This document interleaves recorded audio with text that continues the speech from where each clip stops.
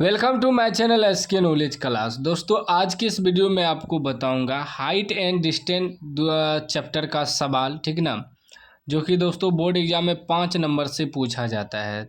अगर आप इस वीडियो का आज पूरा देख लेते हैं तो 5 नंबर आपका कंप्लीट हो जाएगा। सवाल कर रहा है कि समुद्र तल से 75 मीटर ऊंची लाइट हाउस के शिखर से देखने पर दो समुद्री जहाज़ों के अवनमन 29 डिग्री और 45 डिग्री है। यदि लाइट हाउस के एक ही और एक जहाज़ दूसरे जहाज़ से ठीक पीछे हो तो दोनों जहाज़ों के बीच की दूरी ज्ञात करें। देखिए, हाइट एंड डिस्टेंस चैप्टर का सवाल में क्या होता है, अगर आपसे चित्र बन गया ना सवाल हल हो जाएगा। तो मेन इसमें चित्र होता है, ठीक ना। और चित्र बना के अगर सवाल को हल करिएगा तो पूरा 5 नंबर मिलेगा, एक भी नंबर आपका नहीं कटेगा। सवाल को पढ़ेंगे और चित्र बनाएंगे।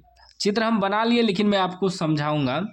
कह रहा है समुद्र तल से 75 मीटर ऊंची लाइट हाउस के शिखर से, ठीक ना, एक समुद्र है, ठीक ना, इसके तल से 75 मीटर ऊंचा एक लाइट हाउस है। लाइट हाउस को ए बी मान लिए हैं, ठीक। उसके बाद कह रहा है कि देखने पर दोनों, यहाँ से देखने, शिखर, शिखर का मतलब क्या हुआ, यहाँ शिखर, शिखर पर से देखने पे दो समुद्री जहाज़ों का अवनमन 29 डिग्री और 45 डिग्री है, ठीक ना। यहाँ से अगर कोई आदमी जहाज़ को देखता है तो दो जहाज़ अलग अलग जगह पर स्थित है, ठीक ना। तो एगो जहाज़ का अवनमन कोण जो है 30 डिग्री बनता है और एगो जहाज़ का अवनमन कोण 45 डिग्री बनता है। मान लीजिए ये दोनों जहाज़ है, ठीक ना, एगो जहाज़ यहाँ है, एगो जहाज़ यहाँ है, सी और डी दोनों जहाज़ है। तो अवनमन कोण मतलब उसके आँख पे बन, शिखर पे बन रहा है, लाइट हाउस के शिखर पर 30 डिग्री और 45 डिग्री।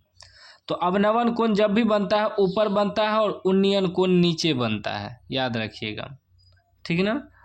उसके बाद देखिए क्या कर रहा है कि यदि लाइट हाउस के एक ही और, ये जो लाइट हाउस है इसका एक ही और, ठीक ना, एक ही और एक जहाज़ दूसरे जहाज़ से ठीक पीछे है।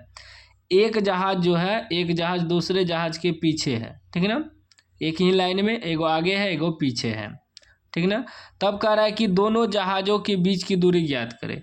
मान लीजिए एगो सी जहाज़ है एगो डी जहाज़ है, तो ये दोनों के बीच की दूरी कह रहा है निकालने कितना है, ठीक ना। तो अब देखिए अगर उन्नयन कोण वहाँ 30 डिग्री बना तो यहाँ आपका भी 30 डिग्री बनेगा उन्नयन कोण। अगर अवनमन कोण जितना बनेगा उतना ही उन्नयन कोण बनेगा। हमें ई वाला कोण से मतलब नहीं रहता है, जब भी हल करते हैं तो यहाँ कोण होना चाहिए। एगो 45 डिग्री बन रहा है तो एगो 45 डिग्री बना दिए। अब कैसे समझेंगे कि ई वाला 45 डिग्री है, ई वाला 30 डिग्री है। तो देखिए, जो जितना कोण बड़ा होगा ना उतना उसका लंबाई कम होगा, और जितना कोण कम होगा उतना लंबाई होगा, ठीक ना, यही होता है। अब देखिए इसमें देखिए गैप कितना है, ज़्यादा, यहाँ देखिए थोड़ा सा ही गैप है, तब ना 30 डिग्री कम वाला लिए। इसमें देखिए कितना गैप है, ज़्यादा गैप है तो यानी 45 डिग्री। मतलब जो जितना खड़ा होगा, ठीक ना, जितना जितना खड़ा होगा ऊपर उतना डिग्री बढ़ेगा, और जितना झुकेगा उतना डिग्री कम होगा। तो ये ज़्यादा झुका हुआ है तो 30 डिग्री, ये कम झुका हुआ है तो 45 डिग्री। याद रखिएगा, कोई भी कोण को अगर आपको बैठाना है चित्र पे, जो जितना झुकेगा वो उतना कम डिग्री होगा, जो जितना मतलब ऊपर जाएगा, मतलब उसका ये जो एंगल होगा, कोण कम होगा तो उतना वो बड़ा कोण होगा, ठीक ना। ये देखिए ज़्यादा झुका हुआ है, ये कम झुका हुआ है तो ये बड़ा कोण हुआ, ये छोटा कोण हुआ। अब समझिए हम लोग क्या करते हैं, सवाल को हल करते हैं, ठीक ना। ये दोनों बीच की दूरी निकालना है, सी डी की बीच की दूरी निकालना है, ठीक ना। लिखेंगे माना, ठीक ना, माना लिखेंगे, माना कि ए बी लाइट हाउस की ऊंचाई 75 मीटर है, 75 मीटर है।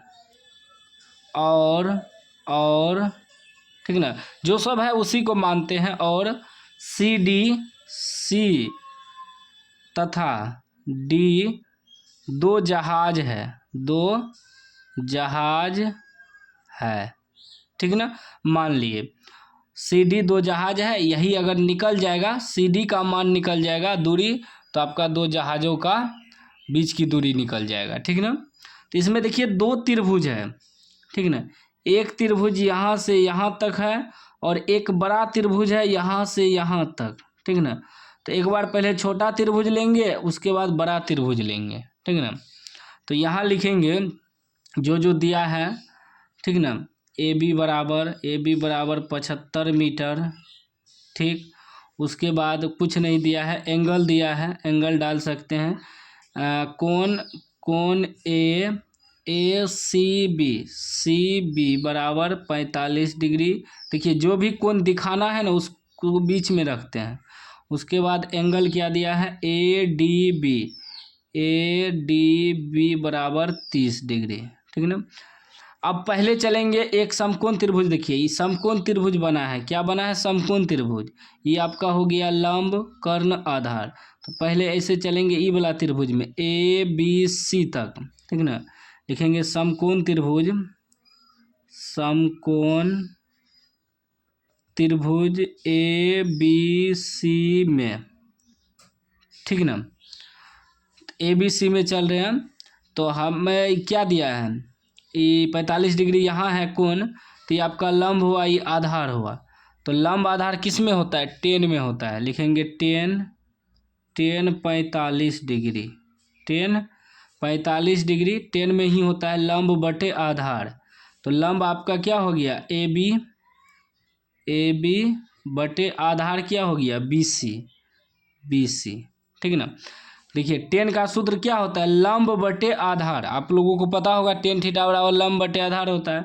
तो थीटा की जगह 45 डिग्री है, तो टेन 45 डिग्री, तो ये लंब हुआ, ये आधार हुआ, तो 45, तो ए बी बटे बी सी लिख दिए डायरेक्ट। अब टेन 45 का मान होता है 1 बराबर ए बी हमें दिया है कितना, 75 बटे बी सी का तो मान मालूम नहीं है, बी सी ही लिख देंगे। अब यहाँ नहीं कुछ तो एक है, गुना करेंगे कोना कोनी, तो क्या हो जाएगा, बी सी बराबर 75 निकल जाएगा। इसको मान लेंगे समीकरण 1, ठीक है ना। अब चलेंगे बड़ा त्रिभुज जैसे ए बी डी, क्या चलेंगे, ए बी डी।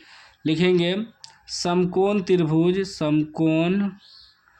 त्रिभुज ए बी डी में, ठीक है ना। इसमें चलेंगे। अब इसमें भी देखिए कोण यहाँ है, अभी बीच वाला छोड़ दीजिए, बड़ा वाला लीजिए, ऐसे समझ लीजिए बीच में नहीं है, यहाँ से लेके यहाँ तक कोण यहाँ है, तो कोण यहाँ है, थीटा यहाँ है, तो ये आपका क्या हुआ, लंब हुआ, ये पूरा आपका आधार हो गया और ये कर्ण हो गया।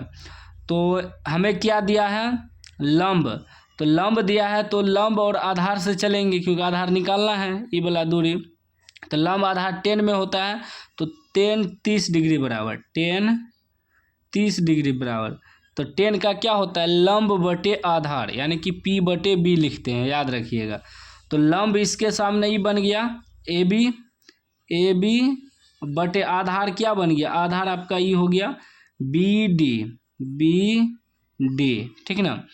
अब देखिए 10 30 का मान क्या होता है, 1/√3 बराबर ए बी कितना दिया है, 75 बटे बी डी को हम लोग क्या लिख सकते हैं, B C plus C D लिख सकते हैं, क्योंकि 2 भाग में बांटा हुआ है ना, तो इसको लिख सकते हैं B C plus C D, ठीक ना, B C plus C D, क्योंकि आधा भुजा इधर है आधा भुजा उधर है।